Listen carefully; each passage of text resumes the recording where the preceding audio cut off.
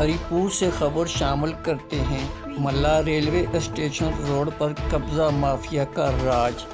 آب نکاسی کا مرکزی نالہ مقامی دکانداروں اور سرکاری اراضی پر قبضہ مافیا کی وجہ سے آب نکاسی کا مرکزی نالہ بری طرح متاثر ہو گیا۔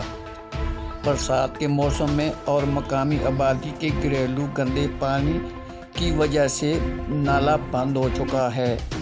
روڈ کے دونوں اطراف قبضہ مافیا نے مارکیٹیں اور گھر تعمیر کر کے آب نکاسی کا نالہ بند کر رکھا ہے۔ اہلیان ملا نے ٹی ایم اے ہری پور اور ڈپٹی کمشنر ہری پور سے مطالبہ کیا ہے کہ ملا ریلوے اسٹیشن روڈ سے قبضہ مافیا سے آب نکاسی کا نالہ آزاد کروایا جائے اور نالے کی صفائی کا بندوبست کیا جائے تاکہ گندگی سے پیدا ہونے والے مچھروں اور دیگر بیماریوں کا خاتمہ کیا جائے۔ اہلیان ملا نے ضلعی انتظامیہ سے پرزور مطالبہ کیا ہے کہ مقامی آبادی اور قبضہ مافیا کے خلاف مرتکب افراد کے خلاف قانونی کارروائی کی جائے۔